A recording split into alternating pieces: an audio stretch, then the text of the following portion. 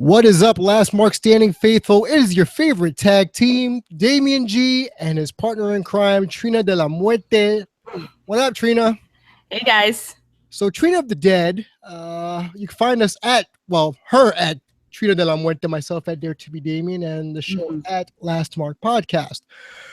But if a lot of you who are listening now or will listen have heard my show from earlier this week, I touched on a lot of subjects. And if you don't know what I'm talking about, get your butt over to patreon.com/lastmarkstanding, and then you'll be brought up to speed. But today's topic is going to hit a little close to home, not so much professional wrestling, but something that falls within it, especially with the current news, or I guess the recent news between Paige and El Patron is what they call him now. Yeah, I guess. ADRs. Yeah, ADR is a good way to put it. Considering the whole aspect of domestic violence, and if you don't know what we're talking about, TMZ posted, I guess, airport sound of a domestic dispute between the two of them. I'm not going to get into the particulars, but this has been a history or a pattern that seems to be developing. We've talked about this topic before in terms of the Ray Rice thing early in our podcast career. I've talked about it myself when I do my sports stuff. So domestic violence in and of itself is a touchy subject. So bear with me and bear with Trina as we're probably going to delve into something that may bring up emotions, be it raw or otherwise. So bear with us. But Trina, let me start you off with a question. When you hear the term domestic violence, what are some of the first things that spring to mind?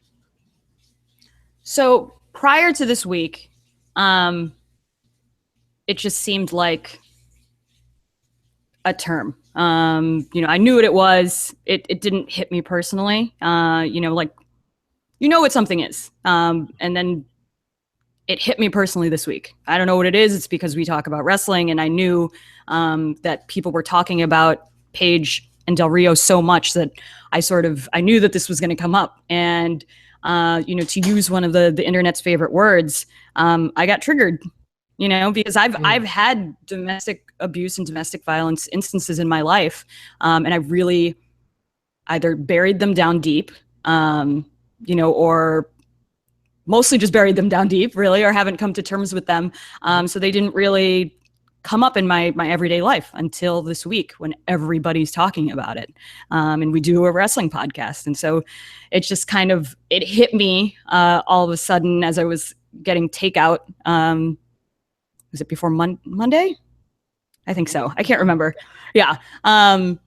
I was getting takeout, and I'm just looking through Twitter and seeing people going back and forth and talking about victim shaming and all this different stuff. And it just sort of occurred to me. I was like, shit, like I've dealt with probably more than 3, 4, 5 different instances in my life, separate instances in my life that would be considered some sort of domestic abuse or domestic violence.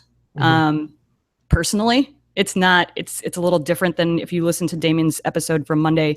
As a counselor, as a therapist, as a psychologist, he's dealt with clients and patients and things like that. And I've been in the medical field. My parents are both doctors, but a lot of the stuff that I've experienced was firsthand, either to me or right in front of my eyes, which is one of the things that I know that Jeff Bartlett was asking about. So everything kind of came to the surface suddenly.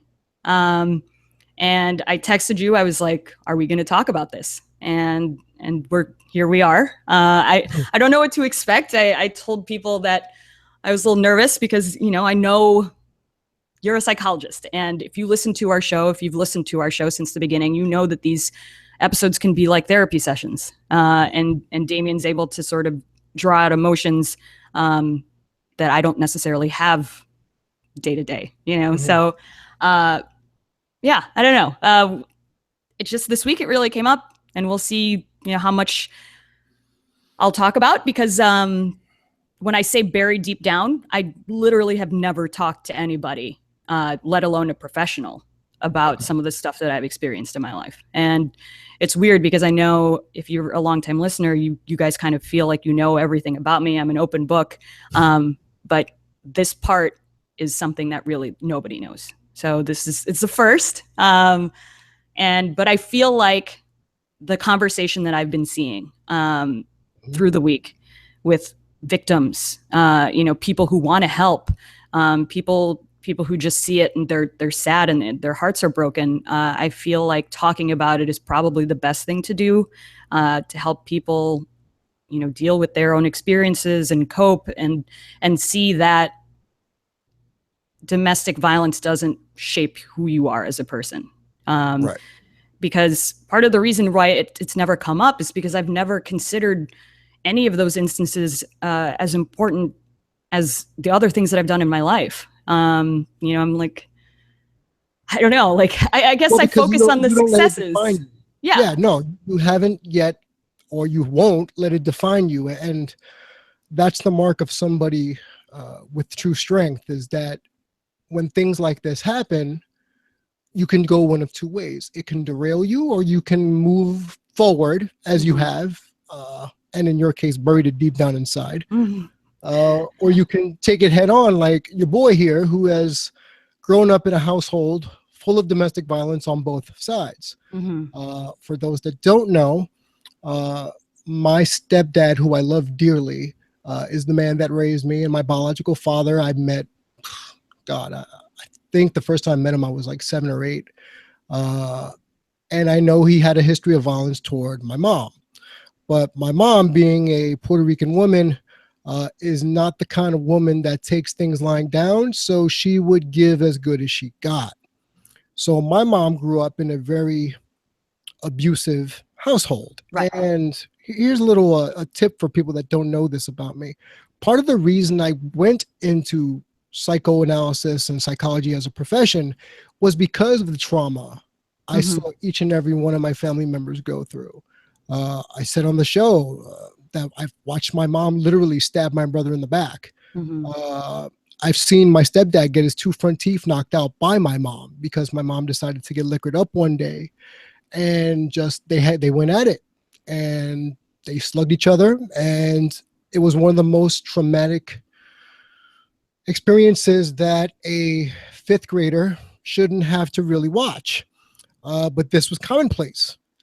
Whereas in your case, you have dealt with what you've dealt with, and whatever you're comfortable sharing is, it's fair and dandy, it's fair game. But you have decided to not focus on it. Whereas I've used everything I've seen as a motivational tactic to get to where I got to go. To not allow myself to be that person, because I can admit there was a time. I've never hit a woman. Let me just preface that right there. I'm not a violent person, but I did have a violent temper growing up. I used to get into fights all the time. I used to constantly be bullied, and so I'd have to fight back. So I grew up in a family of people who brawl. And you look at me now at 37, 38 years of age, like the thought of me even remotely hitting another human being is foreign to me, because, not to borrow a line from Jinder Mahal here, but I am the man of peace, as I'd like to often say. But I want to go back, and I want to address one thing, and Dio brought this up to me, or up to us on Twitter earlier today. Things not to say to someone going through domestic violence. Never be the person to leave the charge to just plainly say, you need to go. And I'm going to be really honest. When people say that, it's like, no shit, Sherlock. A person who's in an abusive relationship, be it physical, mental, or otherwise, 9 times out of 10, they're well aware of what's happening. They're well aware of what they should do. But there are always factors, and this is something I've come across in my time, and just the clients that have walked in and out my offices. There is always a factor that keeps them there. A lot of the time, it's not the man or the woman that keeps them there, because let's be honest here, it goes both ways. It's almost like a Stockholm syndrome kind of thing, where I can change them. Oh, I can see the good in them. And because you want to be this good person, you let a lot of stuff slide, as it were. And to tell a person who admittedly is struggling with potentially leaving their abusive partner or their abusive relationship, to tell them, yeah, you need to leave, does a lot more harm than good. And I'm being very kind in the words I'm using, right. I could be it's very demoralizing. Yes, I could be a lot more graphic, but don't do that. If you Yeah. care about the person you're really conversing with and you're trying to listen to the story. And I think that's rule number 2. Listen. Don't respond right away. Don't react. Listen to the story first. And then the person would 9 times out of 10 want feedback, you would hope. In my cases, and I'm not, again, with confidentiality, I will not give names or anything like that. A lot of it was just hearing the story and being able to, we say this all the time, empathize and sympathize with what the person is going through. And it takes a real big person to be able to put their own ego aside. First off, to be vulnerable enough to tell you something to this effect. And it's another level for you to actually listen and care about what the other person is saying, not just to respond, but to fully understand. And I don't want to belabor the point here, but like, it's hard, you know. Now I'm not even talking as a therapist. I'm talking as a person that's seen it. Trying to connect to people who are victims and things like that. I think if you're looking in from the outside, or you see a situation that could possibly be a situation of domestic violence or domestic abuse, think of that victim or potential victim as being in quicksand. They sort of stepped into the wrong thing, and slowly, it was a process. Because I'll tell you, boyfriends just don't show up and start hitting you. It's like, it's a long process of alienating you from friends and family and making sure that you are the only person that they rely on. And so it is like quicksand. You're sort of sinking, and you're like, this is a little off. This is a little weird. And you just keep sinking further and further. And a lot of the time, like, by the time they hit you, you're already like you're trapped already, mentally, emotionally, in this relationship, where, like, the hitting is like, it was like a one-time thing, and then it snowballs. So it's easy to be like, just leave, because I think in maybe other people's heads, if they've never been in this situation, it's like you're like la-di-da with a person, blah blah blah, and then they suddenly hit you, and it's like, okay, oh my gosh. No. In a lot of these situations, they work on you, like, over time, mentally and emotionally, detaching you from the outside world and making you feel like you are the reason they're alive. And so if you even think about leaving, that's death. So would I rather stay in this situation where I know I'm alive, at least, and I can function, or do I leave that situation into unknown and, I won't survive on my own or whatever? There's a dependency that's built. It's not like just two people at a club getting into a fight. That's why it's domestic abuse. There's a factor of it being a relationship that makes it even worse. So I don't, that's what I have to say about telling people, just leave. Think about it as somebody drowning in quicksand. You don't just walk by and be like, yeah, just get out. Like, that's not how it works. Like, you don't just walk by and be like, oh, just keep fighting your way out and it'll get better. No, it just gets worse. If you tell somebody, it's like, oh, why don't you fight back? Or why didn't you hit him back, or something like that? Like, that's not the mentality. And that's like how quicksand works. You don't fight to try and get out. You just get, like, more buried as you do that.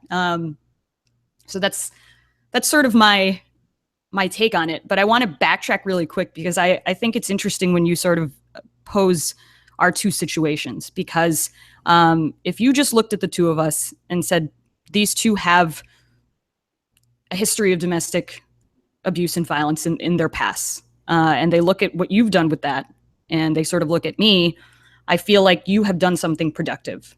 Like, you have used what you've seen and made a point to try and stop the cycle.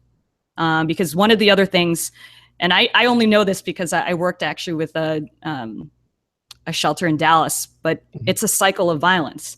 And, more often than not, someone in Damian's position would grow up to also abuse either a loved one, spouse, girlfriend. It's a cycle of abuse. I mean, studies have shown the kids that grow up in these types of environments end up having issues with it in adulthood. And you can channel it in different ways. And as you talk about sort of the way that you've dealt with this stuff, it really seems like I buried my stuff and you had it out there and you used it as fuel to do good in the world. And so, these are just two ways people can handle these things. I'm not saying that he's right or I'm wrong or whatever, but listening to you, because I have buried a lot of the stuff, makes me feel like, okay, I haven't dealt with the issues, like I haven't like come face to face with them. And how does it manifest itself? I mean, I'm pretty assertive. I'm aggressive, and I don't know if that's because of my childhood or I would have been like that anyway.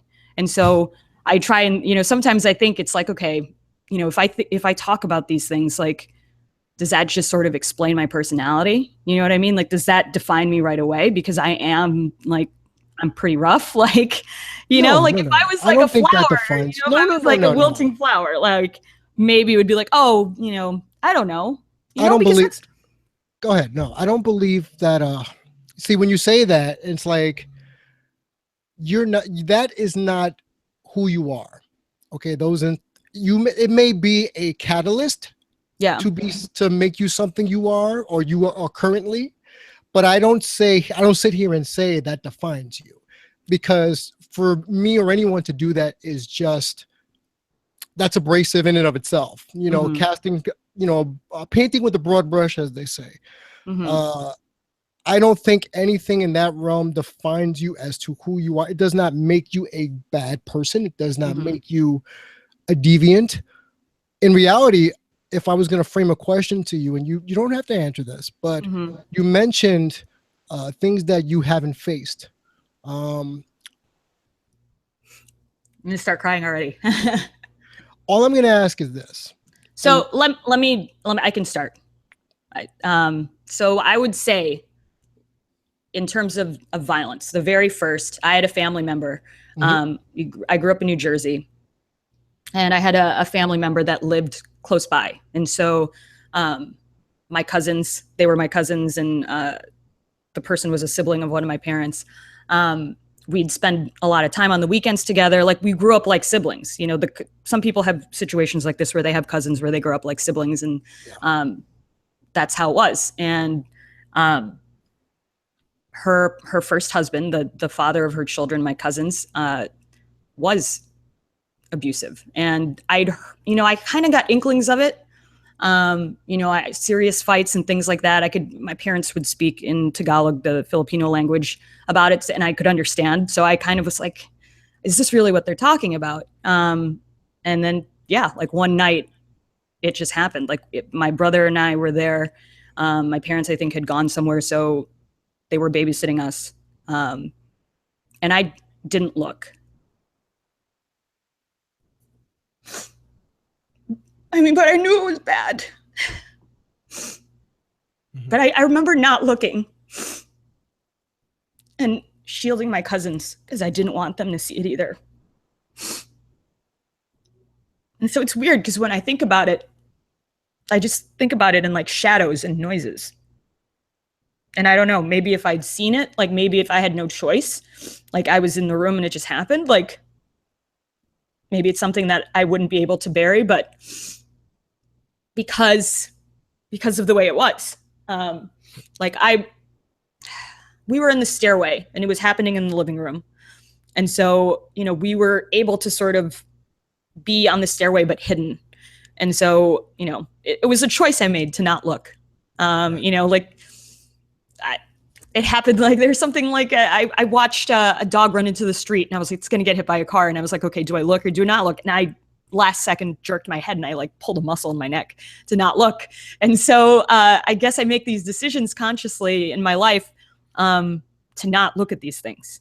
I don't go to scary movies. I don't know where this is going, but my point is that like I didn't look, but it was still enough to affect me, and I do want to keep,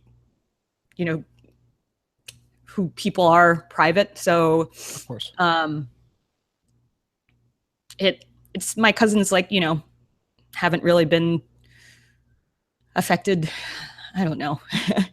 It's hard to know because, I come from a culture where we don't go to psychiatrists or we don't go to psychologists to deal with this stuff. So, I know my cousin has gone and talked to people, but who knows if it's ever been fully addressed. And, it's just hard to say because when you have these things, you don't know how much they define you or not, and it's like, what part of your life do you attribute to it? And I don't know. I'm just like kind of speechless. So that was maybe, I was probably like 9, 10. And then my cousins were like 5 and 3. My brother, I think, was 6. So we were like little kids. I was one of those kids that developed really early, which leads to another incident in my life. So I developed really early. So I was really tall for my age. But yeah, I was probably like 9, 10. And I remember the police coming, and we just stayed in the bedroom because we just didn't, like I just tried to keep my cousins like away from everything. Like I didn't want them to like run out, and I don't know. I remember shielding them was the thing that I remember the most. And I remember the screaming and her hitting the ground because he, like, ironically, he body slammed her. He picked her up and like threw her to the ground. And she ended up hurting her back really badly. And I remember hearing her hit the ground. But I didn't see anything. So that was probably my first. And, I think there were maybe 1 or 2 after, but after that first one, you just sort of, I was like, oh, this is happening again. Like maybe, and I buried this so deep. So I think maybe the second time we were playing in my cousin's bedroom and I heard them screaming and then I heard bangs and I was just like, okay, stuff is happening again. We just kept playing like in the room. So, but that incident on the stairs is probably one of the first memories that I have. And then you reference, about turning away, and then you reference the whole, from what I got just now, that last. No, that was a mess. Sorry, guys. No, it's good. It's fun. What I just heard you say really struck a chord with me, where it became almost norm, where it was like, oh, it's like Tuesday. Oh, they're at it again. Mm-hmm. Everybody keep doing what they're doing. No big deal. Nothing to see here. Right. Let me ask you, does that not even affect you? Look, it's our culture. When you know something like that exists, you could even take yourself out of it. When you know something like that exists, where people are just treating it as if it's ho-hum rather than the serious issue it is. Like, how do you take that as a human being personally? Well, you can relate with this. I mean, it's our culture, dude. Like yours and mine. And that's the thing. Like, I have that situation, and there's been times where I talk back to my mom and she slapped me.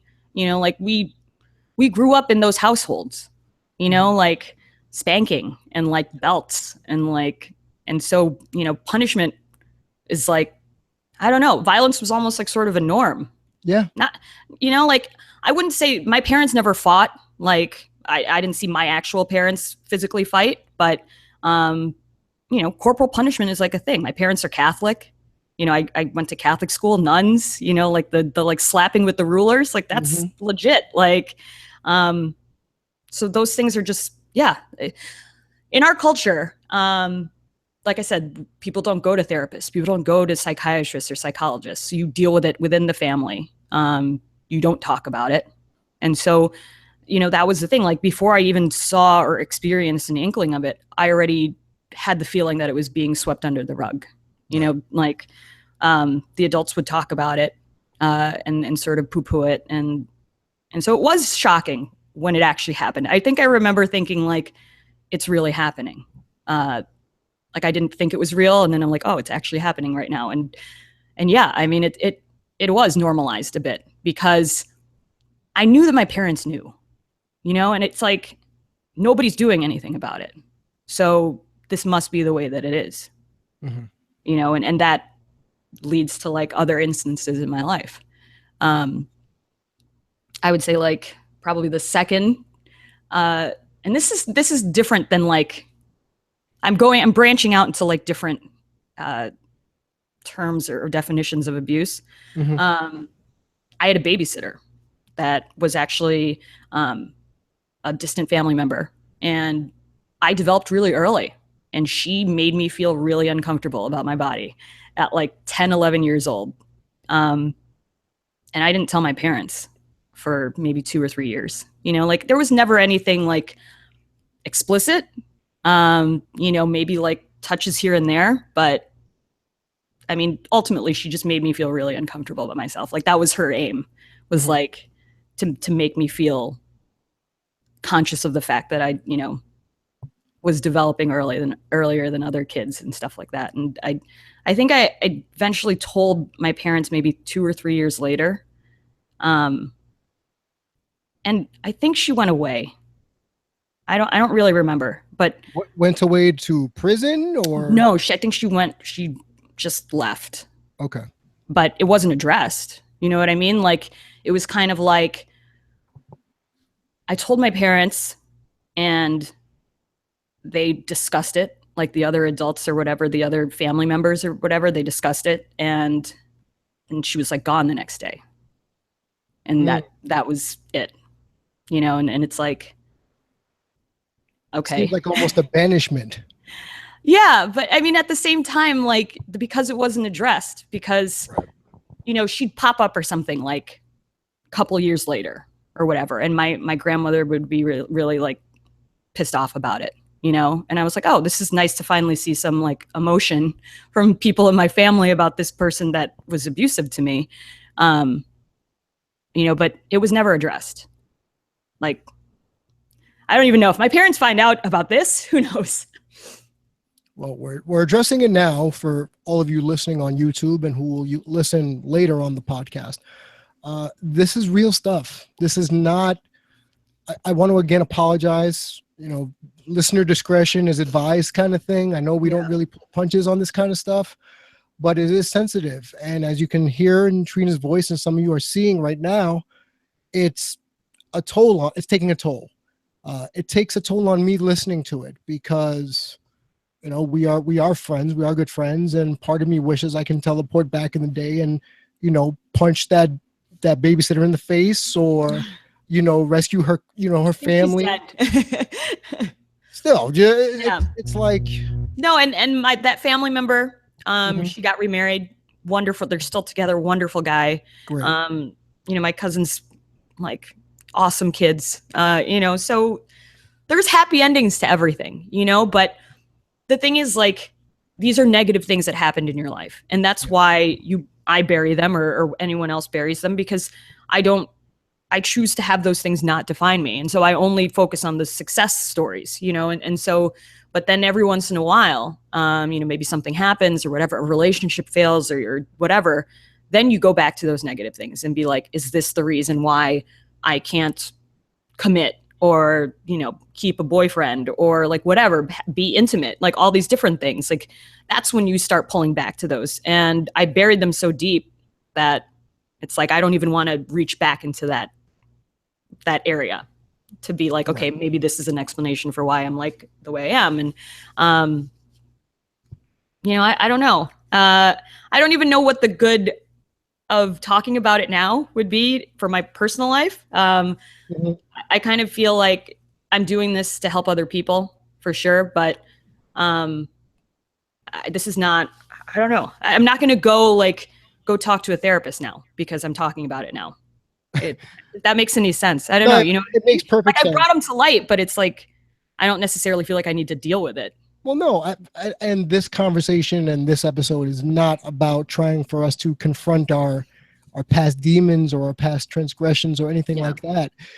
You're right. This is more an exercise of commonality building with one another, with everyone listening right now, knowing that, as I often like to tell people, as corny as it sounds, you are not alone. Right. There are people who have gone through the exact same thing you have. Right. And that's part of the reason I brought up the babysitter, because that is not a traditional, I guess, form of abuse that people think of, because to be frank, she didn't like molest me. You know what I mean? Like it wasn't, she just made me feel unsafe and uncomfortable.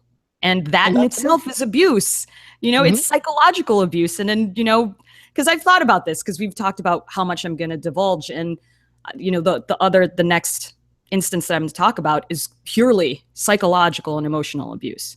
And so that's why I wanted to bring up that one, because, I still remember that to this day. Like I remember her, like, it's weird. This is going to be weird. Do you remember like when Diana Ross did that thing to Lil' Kim and she's just like, did that to her boob? I just did that. That's what she would do to me. What? Okay. Yeah. So she would just like, like I'd wake up or whatever. I'm watching cartoons and I don't know, like she just like, oh, look at that. And I'm like, okay, that's happening. Like, I don't know. And now like, now as an adult, I'm like, God, that's so fucked up. And I mean, I remember thinking it was fucked up then, but not really like knowing how fucked up. I was like, I feel like uncomfortable, but I don't know like how wrong this is. But, and like I said, that's why I wanted to bring that instance up, because I think if you feel uncomfortable, if someone is intentionally making you feel uncomfortable and there is sexual undertones to it, that is a form of abuse. That's a form of violence. If someone at your work, is making you feel uncomfortable, like that's harassment. And it doesn't have to be overt. It doesn't have to be like what you think,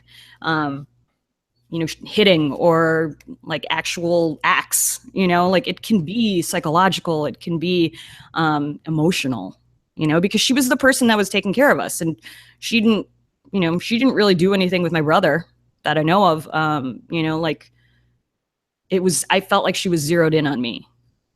And so when my parents left for the day, I felt like a little vulnerable, because I'm alone with this person. And it's like, is today a day that she's going to like make me feel bad about myself? And no one should have to ever feel bad about themselves, especially from someone who's supposed to be a caretaker.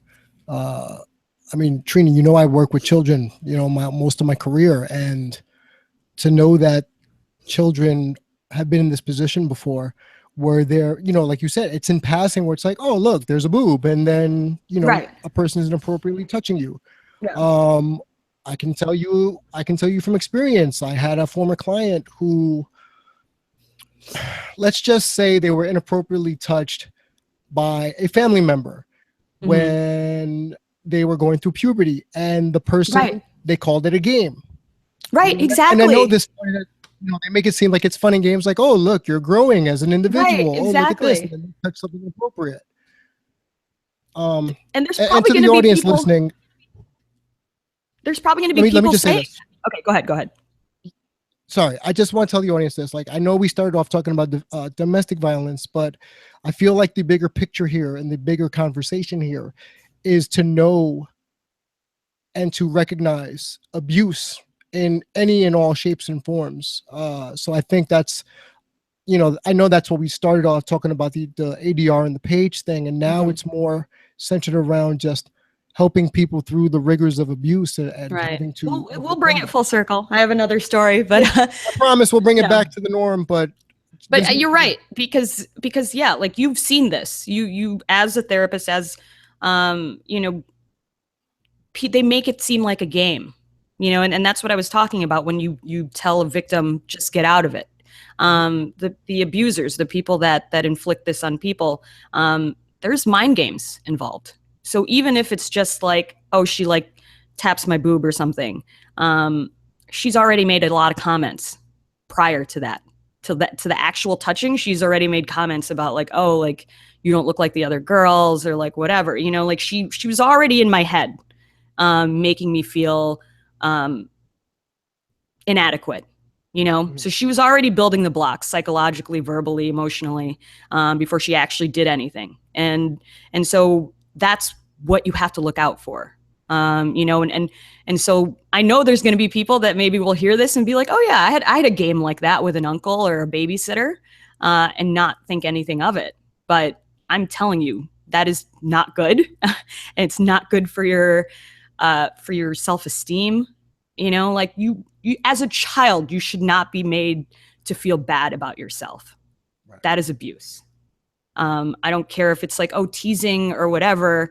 You know, I draw the line when she like touched me. That really was obviously the line. I mean, she shouldn't have been saying the stuff she was saying, but you know, I find that interesting that you say that, because I imagine you probably get instances like that where people were like, oh, I just thought it was a game. More And than I I like think, to admit, I get yeah. that. And I don't know. I don't know what to say, because I didn't say anything about it for a long time, because I just sort of thought that was the way that it was, like, especially because she was a family member. You know, like in our culture, you know, family members are like that anyway. You know, like if you gain a couple pounds or something, they'll say something about your weight. But she took it over the line, but it was close enough to stuff that I experienced that, you know, like it wasn't overt, if that makes any sense. You know, like if my mom or my aunt could be like, oh, you look like you gained some weight, or like, oh, like you've been eating a lot or whatever, you know, just playfully. And then, you know, she'd maybe throw in, while we were by ourselves or something, it's like, yeah, you've really like grown into your shirt or something weird like that, you know, like it can be something as innocuous as that, but it piles on. And that's how the abuse happens, because it's one instance and another instance. And then suddenly I'm so wrapped up in my head that I feel inadequate about my body, that when she actually touches me, I'm like, yeah, I feel really bad about this. Like, this is, It doesn't feel right. yeah. And it feels abnormal, and it feels some type of way, to use Right. a phrase the kids use. Yeah, exactly. Right. Yeah. And so I think this is healthy, because yeah, it's important for people to see the signs, because it's not the traditional, like you see it in movies and TV shows and like, you know, teen soap operas and stuff. It's like one slap or something, and that's how you know that he's an abuser. It's so much more than that. You know, it's mental, physical, psychological, emotional, and they plant the seeds before, you know, a lot of times before they actually touch you. It's tough. And to be honest, this is far too common. And you're right, in our cultures, where it's a don't ask, don't tell situation, we keep things on the hush, or we handle it amongst ourselves. You know, I guarantee you, if younger you was talking to therapist me right now, your family would be having conniption, right, because you're expounding, you know, family secrets. Right, exactly. Yeah, I'm going against the family, essentially. Right. And they would rather you save face of the family, than you yourself be healed from what has been going on, or seeking treatment or help. Right. So saving face is a huge thing. Saving face is better than saving your life, in a sense. Oh, for most cultures it is. Yes. You know, I mean, there's whole chapters on it. Saving face is that whole concept. And so that's what causes you to bury things, and why I didn't get help for my anxiety and depression until I was 30. Because that was something that also wasn't really allowed. You know, I wasn't allowed to go. That's the thing you say, like, oh, if child Trina was talking to a doctor or whatever. No, child Trina would never get to talk to a doctor. Are you kidding? My mom was a doctor. She and this is not an indictment on my mom. She worked really hard, and she wasn't home a lot. You know, like, I don't blame her for any of this. I don't blame my dad for any of this. They both worked really, really hard, and they needed a babysitter. They worked 12-hour, 14-hour days.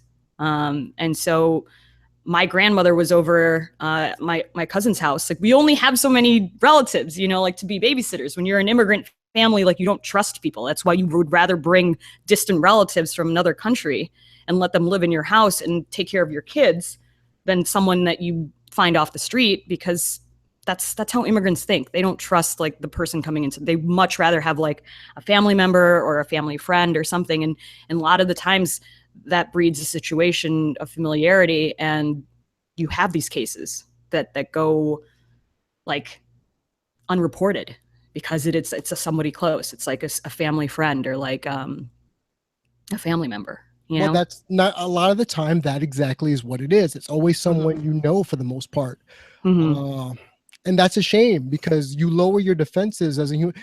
Let's bring it back full circle. Mm-hmm. Even if it's not page and ADR, just any relationship. It could be romantic, it could be a friendship, it could be a familial relationship. Any relationship has Mm-hmm. those kinds of factors where you lower your guard because this is a person you care about and you think cares about you. Mm-hmm. So automatically you're set up for lower defenses and you're willing to tolerate a little more because it's a person you care about or you feel safe with or you're supposed to feel safe with. Mm-hmm. Safe with. Mm-hmm.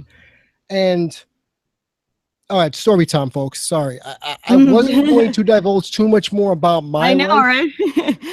I wanted my partner to get as much out as she wanted to do, but I will say this much: I had a friend a while ago. Haha, yeah, my one friend. You know, I went to school with this person. This person was one of my inner circle for a long time, and they would constantly be worried about losing their spot in my existence. Hmm. And they would do little things that I didn't realize until years later Mm-hmm. to make sure that their spot was still reserved. And Hmm. here's some examples of that. Remember back in the MySpace days, Trina, Mm-hmm. The when we top would five the or top like top 5 or six or 7 or something. 14 Yeah. or whatever? Yeah. Yeah.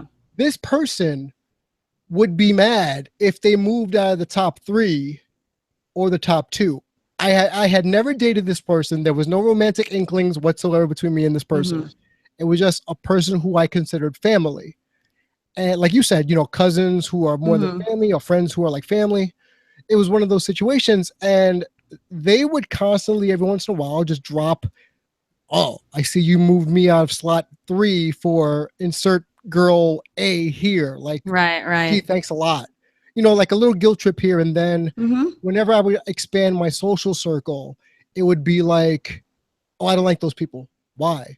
Oh, I feel like they're not good for you. And then it's one of those things where it's like, okay, well, why? And you're not listing any concrete reasons as why these people aren't good for me Mm-hmm. until I see it for myself. And then when I turn around, I find out you're secretly trying to get me to leave these people because you are so afraid Mm-hmm. of me leaving your life because I give you some sort of benefit to having me around. Mm-hmm. Be it ego, Mm-hmm. be it camaraderie, be it connection, you don't want to lose it. So what you're willing to do is sabotage that person so that they don't leave. Mm-hmm. And that is a tried and true method of a DV case or a DV perpetrator, where it's little idiosyncratics where it's like, oh, don't go. I'm just kidding. I'm just kidding. Or they'll make up things like, I'm going to the hospital. Oh, look, I had an accident, and they'll fake like a broken leg or Right. something. Right. And I know it seems a little far-fetched, but these are actual things I have heard and I've experienced. Like, these are people who would go the extra mile. They'd make up stories like they were possessed by a demon or something. And I shit you not, this is some stuff that I was told numerous times in my life, for the sake of staying in the flock. Prime example, when I was a Jehovah's Witness or when in my practices or my journey, it was one of those things where, well, if you leave us, your life will be led afoul. A religion is another perpetrator of that kind of manipulation. But that's a different story. But it is a different story. Yeah, in my case, it was like, well, you're going to be struck down by a demon if you leave. Like, are you kidding me? Like really, Yeah. No, I mean, there is an element of brainwashing. That's the better word to use. I'm sorry. Yeah. Brainwashing is a really good descriptor because it's like people puppeting inside your head. They're trying to pull your strings because they know your strengths and your weaknesses. And it goes back to what we said before about lowering of defenses. So it took me, God knows how long, about maybe 10 years to realize that this person was toxic. Right. Exactly. And I totally cut them out. Completely just fell off the face. It started off gradually at first. Like, I wouldn't call them, I wouldn't text them. It's like ghosting, like the kid, like not, dating, like you ghost the person and then you just automatically just stop talking to the person because you realize this person is toxic. Mm-hmm. And that happens in every facet of relationships you can find, Right. family, Exactly. romantic, or otherwise. Which, if we're going to be like myth busting, that's why you can't just assume a person that's in this situation is just weak. Because what you don't see, what you don't realize is a lot of the times their abuser has been planting the seeds over Mm-hmm.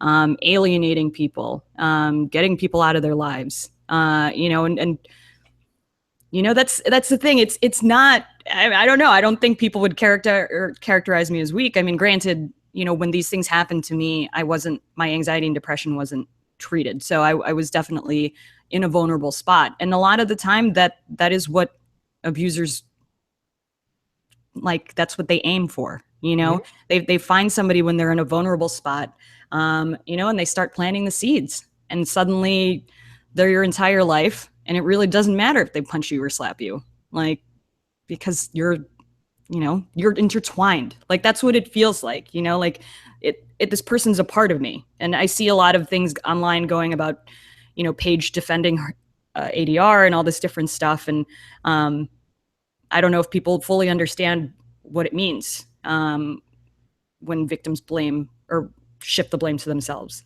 It's because in a lot of these relationships, you feel like we are one. Like, we're a team. It's us against the world. Like, that's what Yeah. abusers will usually do. They alienate everybody from your life, and so they make you feel like everybody is against the two of you, and they're just trying to break you up. And so when these things happen, you run to their defense, because it's like, how dare you try and break us up? Of course he didn't do that. Like, I did something to precipitate this, whatever. Because we're a team. We're so intertwined as a couple, as whatever, that nobody understands our relationship. And so if you're telling me that he's abusing me or whatever, you just don't get it. Like, you're just done. You're not seeing the relationship the way I see it. Like, he needs me as much as I need him, and all. I mean, there's just all these different things. And I guess I'll go to my last example. My last boyfriend. So I think I was 20, 21, Mm-hmm. 20. So I've talked about this on the air. I went to the University of Notre Dame, is where I started going to college. And I had issues because my parents were really, really strict. Growing up, they were Catholic. They didn't let me go to parties. I pretty much studied all the time. I didn't have a social life growing up. And so when I got to college, I just sort of like wilded out, like everybody, a lot of people do that. A lot of kids who had strict upbringings do that. And so, yeah, I wilded out. And I ended up taking a year off to like work and just become an adult. And it worked, for all intents and purposes, because I came back after a year, made amazing grades, was ready to graduate. And the semester before graduation, so January, right at January, I'm a senior. I'm like, what am I going to do? Am I going to move on my own? And, my parents had sort of developed this dependency. I had developed this dependency in my parents that when it came to graduation, I was like, am I just going to move back with my parents? Like, I didn't know what I was going to do. So I was a little lost. I didn't envision myself like moving to another city. I didn't believe my parents would let me do that. That was already a thing. That's probably another episode. But so yeah, and I was just like, I met this guy, and he was a repo man. So if you guys hear any of my stories of I do know about this guy. Okay. Yeah, repossessing cars and stuff like that. I mean, that's how like intertwined into his life I got. I mean, so essentially, I'm this like 21-year-old who's never really done anything or gone anywhere. Not really, I think I had one boyfriend before that, and I thought I was going to marry him. And we didn't, and so I just didn't have any direction. I was at a vulnerable spot. I was about to graduate. I had 6 months to graduate, or 4 months, January. So 4 months to graduate, and I didn't know where I was going to go. And he walked into my life and was like, oh, like, just, hang out with me. We'll just like do this. Like he just made my life different and exciting. And I stopped going to my classes, you know, and he didn't give a shit if I went to class or not. Like, it wasn't like he cared about my education or my future. You know, he's like, oh, let's just take the motorcycle out or whatever. And I'd skip a whole day of classes. Um, you know, and there were signs, there were just all these signs, and my friends, I don't know, like they knew about some of this stuff, but I don't think they equated it with like emotional or psychological abuse. Um, they just thought it was funny, you know, like it's weird because, and I'm still friends with these girls, you know, like I don't begrudge them for not saving me from this situation. We were all young. We don't know what we're looking at sometimes. And I think, you know, people in college or whatever, they just get drunk and they do stupid stuff and then they laugh about it later. And I think that's sort of what they saw. They're like, oh, Trina's in this fucked up relationship. It's kind of funny, blah, blah, blah. She's like dating a repo man. Like, that's funny, you know? So, but yeah, I mean, through the semester, missing tons and tons of classes. And all the while he's getting me to do like repossession stuff on my own, which is super dangerous. Like he's just like, go get this car, like not telling me anything about like what, you know, like just going into the neighborhood, you just give me an address and be like, yeah, here's the keys, just go get this car. And I just do it because I didn't think about how unsafe it was. And ironically, in that area, another repo man got killed like at that time. So that's kind of the scary part, is that like, you know, people were getting shot doing the things that I was doing. So I didn't think it, you know, because I'm helping my boyfriend out, you know, like, and he opened credit cards in my name, because I was young and I didn't, you know, I was like, we had a dream, and, you know, he's like, give me your social security number. And I did. And he opened up a ton of credit cards. That motorcycle we went on, he bought on my credit card. You know, it was just like, he didn't have to try too hard, is what I'm saying, to really wrap me up, because I was in such a vulnerable spot. And all he had to do was sort of present an alternative, you know, and just little things here and there, like, oh, like I used to be this and now you're in my life and now I'm, you know, a better person, all this different stuff, all like the little things that seem innocuous, but when they add up, you just look at it and be like, fuck, I was just in an abusive relationship for 6 months. And that's sort of what happened with this guy, is that when it was happening, I didn't think I was in an abusive relationship. I thought I was just sort of like being a dumb kid. But now as I look back and it's like 12, 13 years later, I'm like, I was like brainwashed, you know, like I was just a dumb kid. So I was 20, 21. I think he was like 32, 33. Yeah. So a lot older, you know, just totally different than anything that I've ever like experienced in my life. And it was fine. Like he hit me once and it wasn't even like what you guys think, you know, like it was psychological abuse, because this is also the same boyfriend who took me to the KKK headquarters, because that's how he sort of fucked with me, was like, oh, let me punch her and see what she does. And then I didn't do anything. So it's like, it was always pushing the line, you know? So he's like, oh, let me take her on a ride, not tell her where we're going, and then tell her we're at the KKK headquarters and see how she reacts, you know? Like, and me being 20, 21, I'm like, yeah, I'm such a cool grown up. Like I can handle anything, you know? And it's like, at the time, I just thought I was in like a crazy relationship, and this is how you become an adult, and like, you know, this is how things are, you know, like your boyfriend like makes fun of you all the time for how you look or your weight or whatever, you know, and makes you feel self-conscious, and, you know, just does all this like weird stuff to keep you there. And I think, you know, with him, and this is an interesting thing, because I don't feel like this is a traditional story of abuse, you know, because he like just started not coming home, and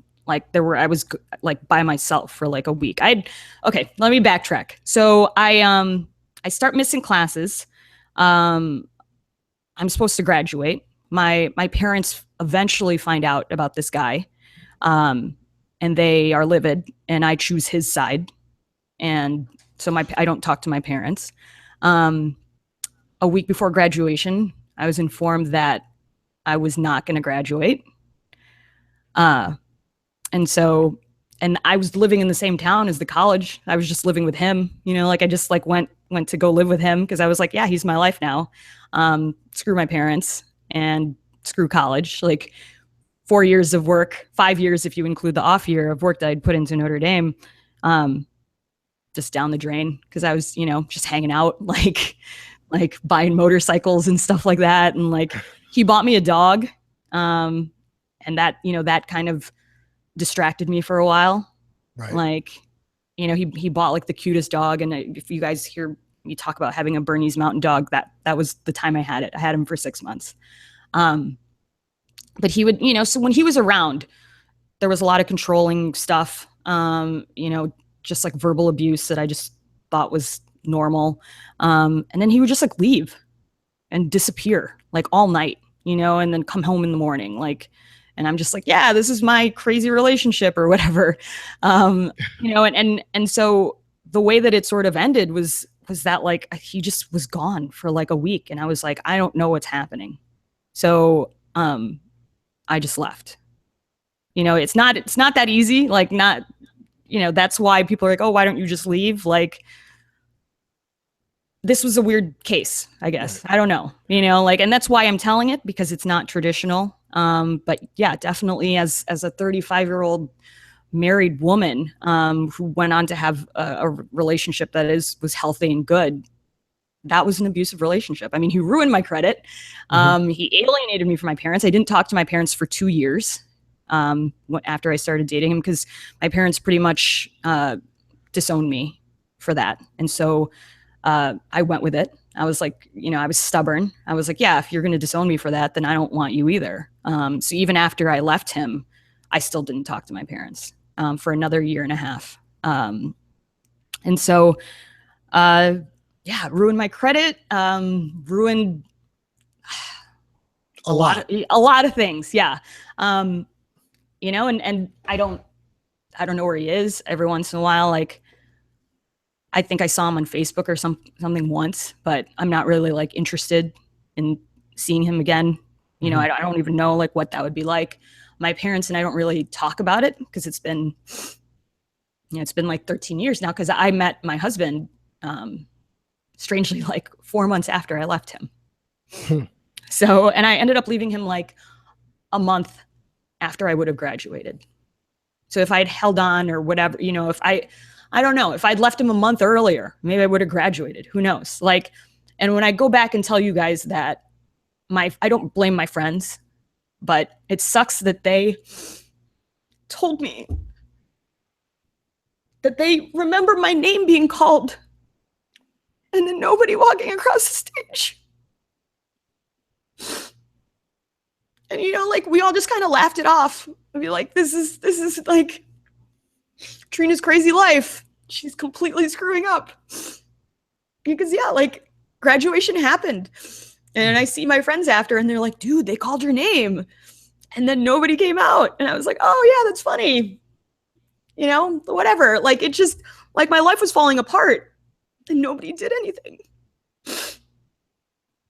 And the only reason I got out of it was because he lost interest or whatever. I don't know. Like, he just disappeared. And so I was like, he took the dog. I didn't know where he went. He took the dog.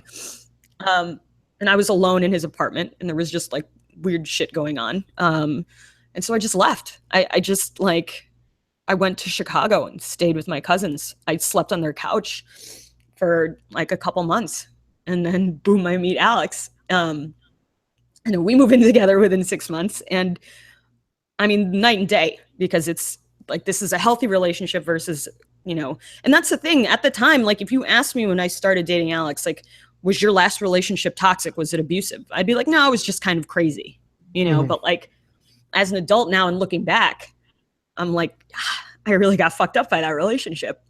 And it, maybe he only hit me once, but the other stuff that he did, because I was so vulnerable at that time, that counts. Like, I wouldn't wish him on my worst enemy. because I know how he manipulated me. And so, I don't know. I don't know if that makes any sense, but yeah, No, it makes sense. And I'm not the kind of guy that goes back to the whole things happen for a reason moniker. Yeah. But in your case, it literally took your abuser leaving and not coming back. Yeah. For you to say, okay, guess I got to do what I got to do. Right. That's the thing. Cause he'd left me before for like days at a time, like no food in the house. He had all my credit cards.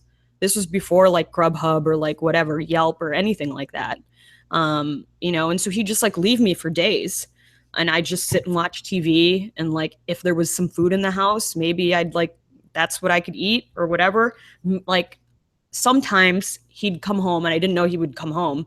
Like I didn't know he'd be coming home and he'd have food. And then that's when I'd get to eat and stuff. But like, I didn't know like what I was like, yeah, I'm just waiting for my boyfriend to come back, whatever. He's working and I'm just hanging out at home. Like, but yeah, you look back on it and I'm like, yeah, I didn't have any food, like, and the thing is like, I think I started to feel like this was a bad situation. And this is so Trina, because of the dog. Right. Because the dog came into the picture about 2 or 3 months after we'd already been, he'd been sort of like in my life. And I saw that the dog wasn't getting good treatment and food, food was the thing. I was just like, okay, it's one thing if I like just eat frozen fries, like for the day, like that's me, I can handle that. But then I'd be like, the dog needs food. And he'd come back with like the shittiest, like dollar store food. And the dog had some medical issues. And so I think the money that I had, I went and bought just like whatever, Alpo, something that's better than the dollar stuff that he got. And I noticed the dog was like so much healthier with the food that I was giving him. But like, he didn't care. He's like, he just kept bringing home the shitty stuff. And then I was like, I can't watch this dog not be treated well. And right. I think he noticed that I was really concerned. So that's why he would take the dog with him sometimes. Like he'd disappear with the dog. And because he realized that you cared more about the dog than him. Yeah. Well, because there were times where, like I'd just be me and the dog just like crying. I'd cry because he didn't come home and just be me and the dog. And yeah, like he started to notice that the dog made me realize that like this was not a good life. like I was content before the dog was in the picture because I was fine with what I had.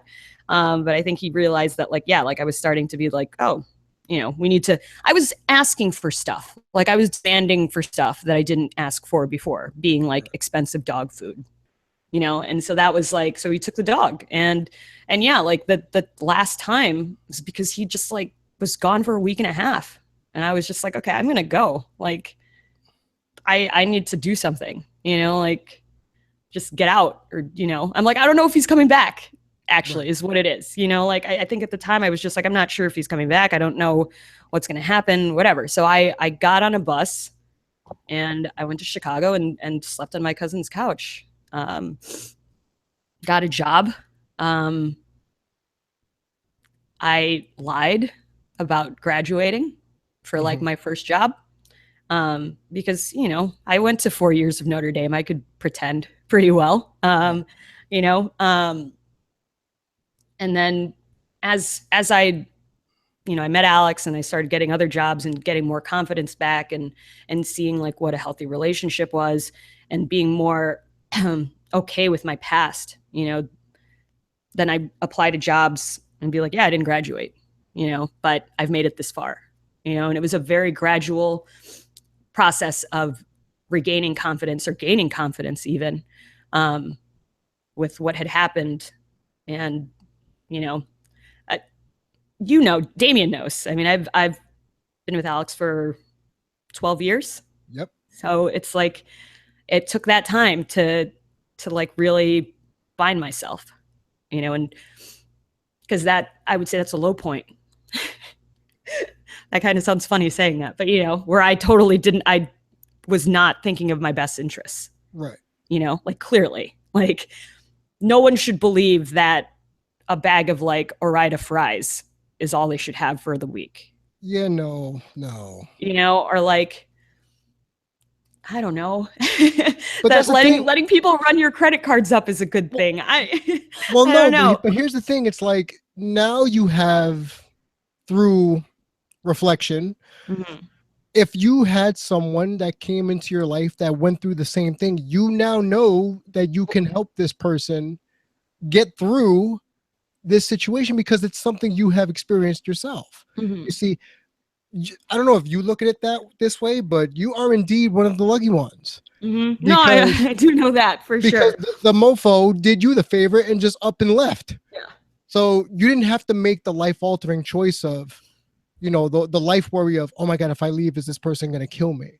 Right. You No, I mean, know, this was a different, but it's almost the more fucked up thing about it is that it took me a long time to realize that, that guy didn't love me, right. like, and that's the thing. Like the whole time it was happening, um, I told myself, like he'd come home for like maybe a day or two and it'd be like, yeah, I love you. Like, I'll be like, okay, like that's perfect. Like that's the thing. Like you get brainwashed. And I mean, can you imagine? I mean, you guys know me now, um, letting myself not graduate for somebody, for like a guy who wouldn't even like stick around for like more than days at a time. Um, but that's how, where I was at that time in my life. Because like I said, I didn't know what I was going to do after graduation. Um, in my head, I was just going to go back and live with my parents and like maybe get a job in my hometown. And that wasn't appealing to me. And he presented me with something that was different, and to me felt exciting at the time. Because he's always buying like new stuff and on my credit cards and like, um, you know, I don't know. It was just he was the right for him as a predator. I don't know. Yeah. It was right person, right time, right situation. Here's this like naive college student who doesn't know any better. Because the thing is, like, now that I look at it, he's done this to many people. Like, there's a ton of girls that he's done this to, ruin their lives, and then like gone. Um, and I don't know, maybe people don't think that's abuse, but I feel like for me, because I was so vulnerable at the time and the amount that he was able to manipulate me, I do consider that an abusive relationship, psychologically and emotionally. And it is. So if anyone's going to sit here and say that's not an abusive relationship pattern, then I suggest you sit down with me and have a long conversation about that. But before we get out of here, and I just want to again thank my partner for being so forthcoming with herself and so honest and so raw, and knowing that she's supported by anyone who's listening right now, as well as myself, that she is brave enough to talk about this. And, I didn't know how she would react to this episode because she went back and listened to my episode from Monday, and it kind of helped her, I guess, in a way where Yeah. she was comfortable to, as she put it, she cried listening Yeah. to me within the first 2 minutes of the episode. Oh yeah. Well, because if you haven't, spoiler alert, this might be, Damian was brave enough to talk about his suicide attempts. Yeah. Which he and I have never talked about before. So I was learning along, anybody who's listened to the episode, I was learning these things with you guys as I was listening. And so, yeah, I mean, he jumps in right into it. And I looked at the mark where I was crying. I was like, oh, 2:57. It wasn't even like, and I was just like, and the thing is, I'm listening to it and I'm crying and I'm like, if he's going to be like this for 37 minutes, I don't know if I can deal with it, and right. I stuck around and like, you talk about other stuff, but it's worth a listen, guys. Like I understand, like, people don't like paying for stuff or whatever, but I might have shared whatever with you guys tonight, but I think a lot of the stuff that Damian shared in that episode, and it is going to go to the public eventually, is worth listening to because it is valid to hear, or it's helpful to hear other people's experiences and see how they got out of them and see the people that they are now, and how different they are from what you would think that person in that situation would have turned out. I think if you saw the Trina that laughed off missing graduation. I didn't graduate with a degree until 10 years later. It took me that long to get myself back into a place where I believed in myself enough to do this momentous thing that I had failed to do for so long. My family never really talked about it. It's like the thing that you didn't talk about. It's like, oh yeah, that time Trina failed out of Notre Dame or whatever, and shacked up with a repo man or something. And plus I was in a new relationship that was healthy, and it was easy for everybody to just be like, we're not going to talk about that because she's in a better place now and whatever. And then I ended up graduating from Harvard. And so that's why this has never come up, mm-hmm. and that's the thing. Even with my girlfriends, the girls that were around at that time, telling me they called your name and nobody walked out and laughing it off. We were all so young and that's the thing. Everything was so normalized, if that makes any sense. Yeah, no, that's what I mentioned earlier, where it gets to the point where these things are normalized and you grow numb to these types of things where it's not that big of a deal. Right. And that for me is beyond reason where, mm-hmm. and if you know anyone out there, guys, if you're listening and you know anybody who, even if it's not your life, it's someone you know or someone you're mm-hmm. familiar with, just know that this is not normal. Mm-hmm. Running up people's credit cards, taking credit cards in a person's name is not normal. I like to say there's no such thing as normal, but this really takes the cake, getting a car loan in someone's name, there's a motorcycle out there somewhere with my name on it. Right. And then a person using a dog as the counterbalance to say, hey, look, I got you a dog just in case you had any thoughts of leaving. Yeah. Here's someone for you to take care of. Mm-hmm. While I go and gallivant around town. Right. And he'd leave me with the dog for days at a time. I mean, that's the thing that my point in all of this is that at the time, I didn't think it was harmful. I didn't think that it was abusive. I didn't think there was any sort of emotional control going on when there clearly was. Mm-hmm. And that's why I bring it up, because if you see somebody friends don't let their friends not graduate when they're that close. Is what it comes down to, and like I said, I don't begrudge any of my girlfriends. I'm still friends with them, but there were red flags. I definitely tried to keep it from people, I kept things secretive. I knew there were people that didn't agree with the relationship or whatever. And so this is where the Paige and ADR thing triggers me, because,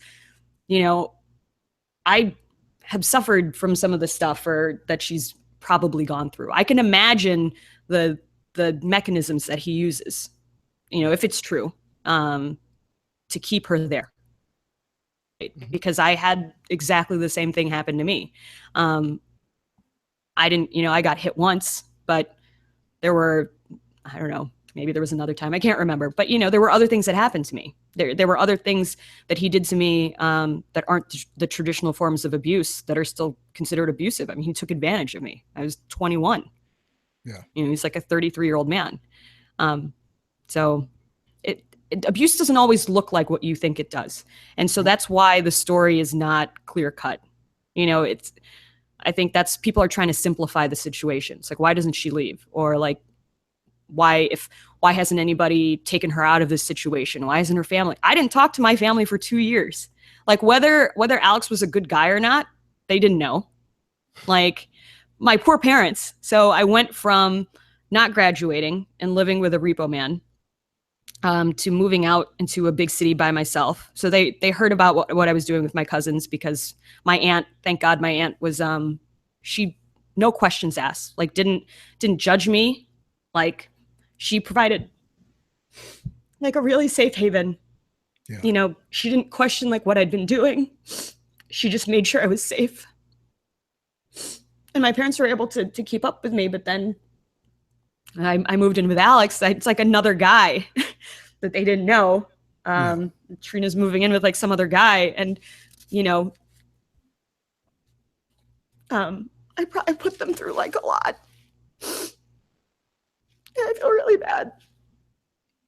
And I thought at the time that it was like the best for both people, like for both parties. I thought it was the best for me to not have to deal with my parents. And I thought it was best for them because I felt like they were so disappointed. Yeah, it was better that I wasn't there. So. And you've never talked to them about this? Mm-mm. I won't. Because the thing is, like in our culture, it's not like that. And the thing is, I don't even know if that does any good, like the way that my parents are, like we're all good now. Like we're square. And some people love that about their culture or their family, like there are people that love that they can have a huge blow up fight with someone in their family. And then the next day it's like, we're fine.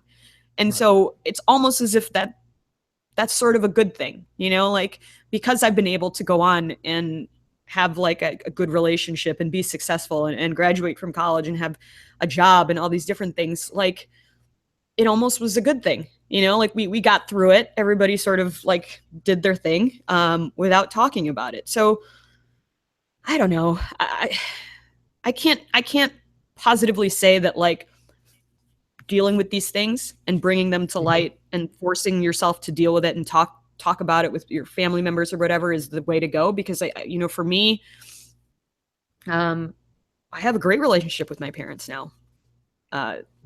It's really weird. I mean, and they love Alex. I mean, like he's the child that they never had, actually.